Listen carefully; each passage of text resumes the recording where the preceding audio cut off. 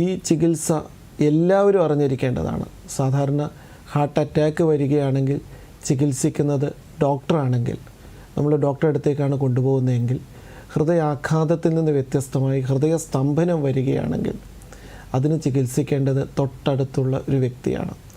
ഡോക്ടറെ അടുത്ത് എത്തുന്നത് വരെ അദ്ദേഹത്തിന് കാർഡിയോ പൾമിനറി റെസിസിറ്റേഷൻ നൽകി രക്തചംക്രമണത്തെ നിലനിർത്തി കൊണ്ടുപോവുക എന്നുള്ളതാണ് ഇതിൽ പ്രധാനം. ഇതിന് നമ്മൾ അറിയേണ്ട ഒരു വസ്തുതയുണ്ട്. എന്താണ് ഈ ഹൃദയസ്തംഭനം? ഹൃദയസ്തംഭനം എന്ന് വെച്ച് കഴിഞ്ഞാൽ ഇത് രോഗിക്ക് ഒരു ലക്ഷണവും പലപ്പോഴും കാണില്ല. ഇത് കുഴഞ്ഞു വീണുണ്ടാകുന്ന അപകടമാണ്. നമ്മളിപ്പോൾ പല ദൃശ്യമാധ്യമങ്ങളിലും കണ്ട വീഡിയോകളിലൊക്കെ തന്നെ വ്യക്തി യാതൊരു കംപ്ലയിൻറ്റും പറയുന്നതിന് മുന്നേ തന്നെ കുഴഞ്ഞു വീഴുന്നതാണ് കണ്ടിരിക്കുന്നത്. ഇതിൽ രോഗി യാതൊരു കംപ്ലയിൻറ്റും നടത്തുന്നില്ല. ഇതിന് ചികിത്സ നടത്തേണ്ടത് ആദ്യം പ്രാഥമിക ചികിത്സ നടത്തേണ്ടത് ഡോക്ടറല്ല, തൊട്ടടുത്തുള്ള ആളാണ്.